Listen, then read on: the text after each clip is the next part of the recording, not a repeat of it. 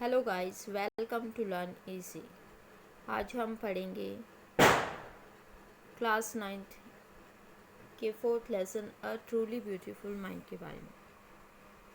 I hope कि आपको video पसंद आएगा, so please like and share the video and subscribe the channel.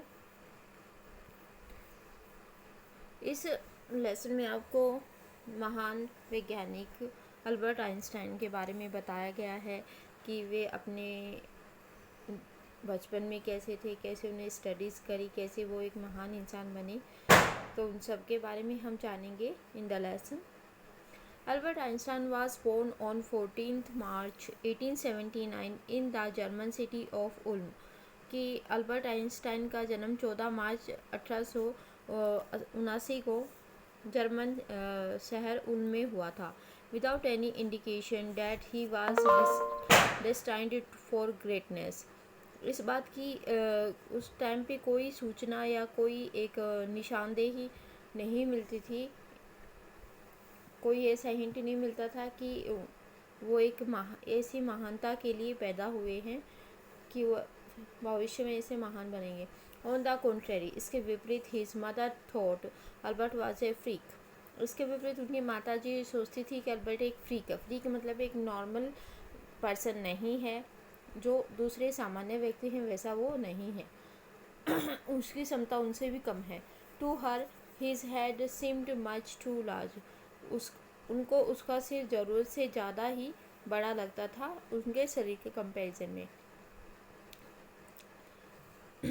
फिर ये बताया गया है कि एट द एज ऑफ 2.5 कि 2.5 साल की एज में, 2.5 साल के वर्ष में Einstein still was not talking. कि आइंस्टाइन जो है बात तक नहीं कर रहा था, बोल नहीं पाता था। When he finally did learn to speak, जब उन्होंने फाइनली बोलना सीख लिया, ही अटर्ड एवरीथिंग ट्वाइस, तो वो हर चीज़ को 2 बार बोलते थे। ट्वाइस मतलब 2 बार। Einstein did not know what to do with other children. Einstein को नहीं पता था कि दूसरे बच्चों के साथ क्या करना है, कैसे खेलना है। And his playmates called him brother boring, और उसके जो प्लेमेट्स थे, जो खेलने वाले साथी थे, वो उसको ब्रदर बोरिंग कह के चिढ़ाया करते थे। So the youngster played by himself much of the time. इसलिए जो बच्चा था, नवयुवक था, वो अपने साथ ही, अपने स्वयं के साथ ही खेलना ज़्यादा पसंद करता था। ज़्यादातर वह समय वह अपने साथ ही स्वयं ही अकेला खेलते रहता था। ही एस्पेशली लव्ड मैकेनिकल टॉयज़, और ख़ास करके उसको मशीनों से बने टॉयज़, खिलौने ज़्यादा पसंद थे। Looking at his new born sister Maja, कि अपनी नई सिस्टर माजा की तरफ, पैदा हुई नई सिस्टर माजा को देखकर वो कहता था कि he is said to have said, वो यही कहता था कि फ़ाइन, अच्छा, but where are her wheels, लेकिन उसके जो पहिए हैं वो कहाँ, मतलब वो उसको भी एक मशीन समझता था। A headmaster once told his father that what Einstein choose as a profession would not matter। कि एक हेडमास्टर ने एक बार उनके फादर को बोला था कि इस बात से कोई फ़र्क नहीं पड़ता कि आइंस्टाइन अपने प्रोफेशन के तौर पे क्या चुनेंगे, because he will never make a success at anything, क्योंकि वो किसी भी चीज़ में सफल नहीं होने वाले। Einstein began learning to play the violin at the age of 6।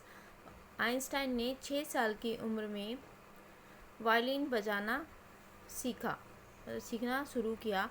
Because his mother wanted him to, क्योंकि ऐसा उनकी माताजी चाहती थी। And he later become a gifted amateur violinist, और बाद में वो एक गिफ्टेड मतलब उपहार के रूप में मिला उनको। एक क्या मिला, अमेच्योर मतलब बहुत ही कुशल वायलिन बजाने वाले वो बन गए, जिनको गॉड से एक गिफ्ट मिला था अच्छी वायलिन बजाने का।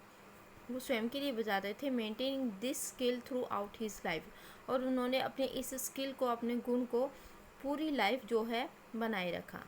But Albert Einstein was not a bad people.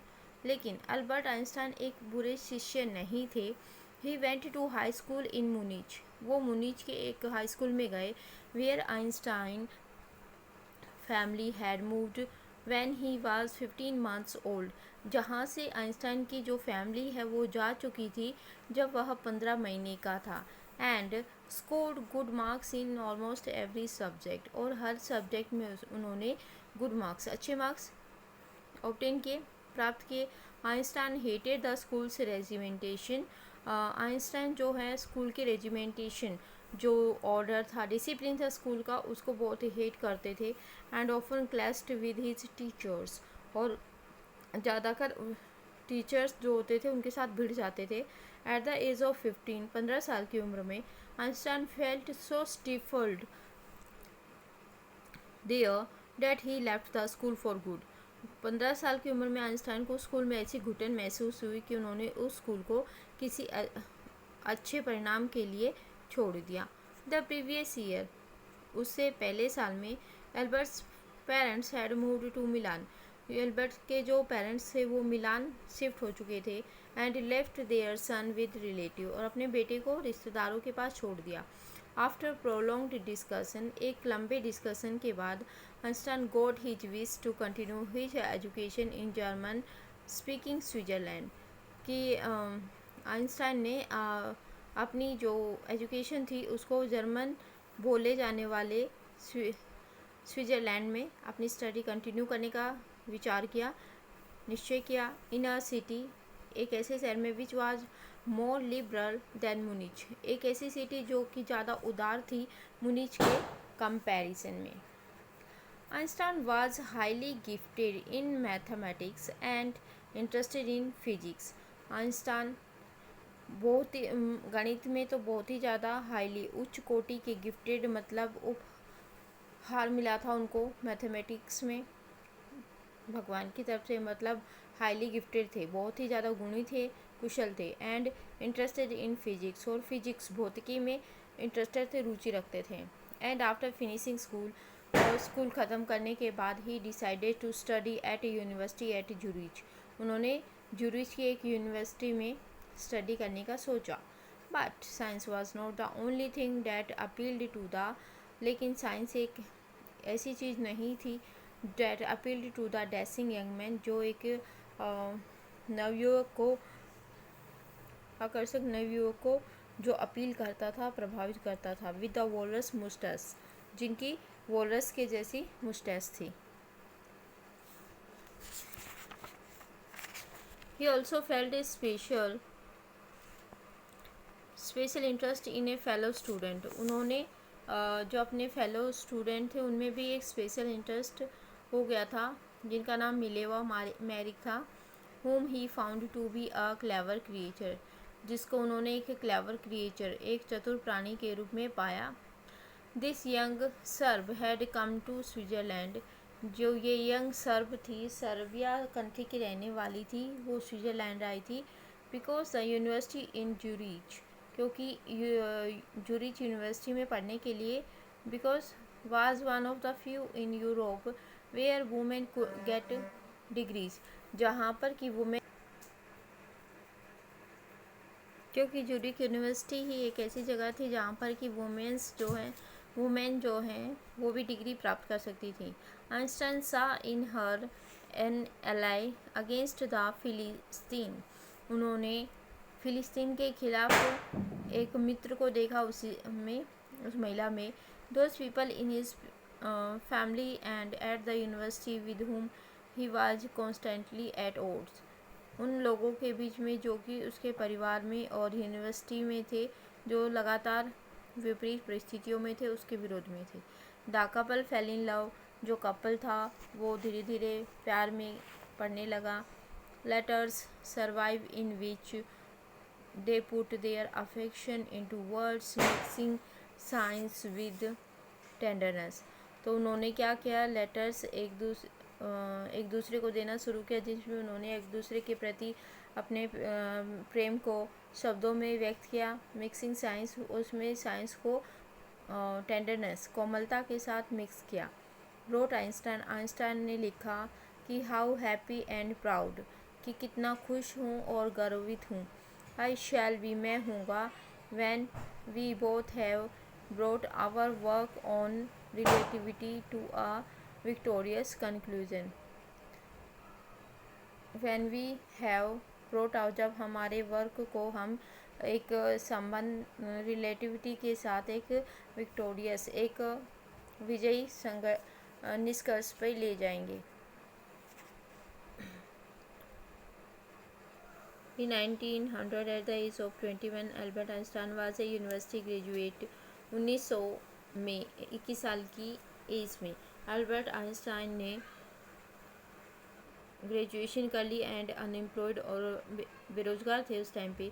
He worked as a teaching assistant, उन्होंने उस वक्त एक टीचिंग असिस्टेंट के रूप में काम किया। गिव प्राइवेट लेसन्स दिए and in the patent office in Bern, और पेटेंट ऑफिस में बर्न में काम किया।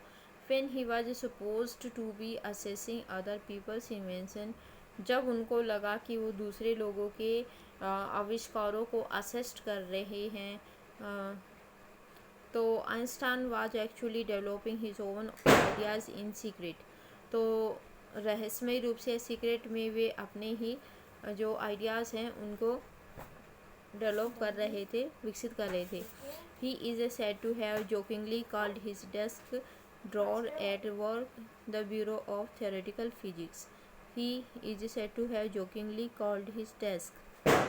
तो वो मजाकिया रूप से ऐसा कहा जाता था कि called his desk drawer at the work, कि वो ब्यूरो ऑफ थ्योरेटिकल फिजिक्स के ऊपर काम कर रहे थे।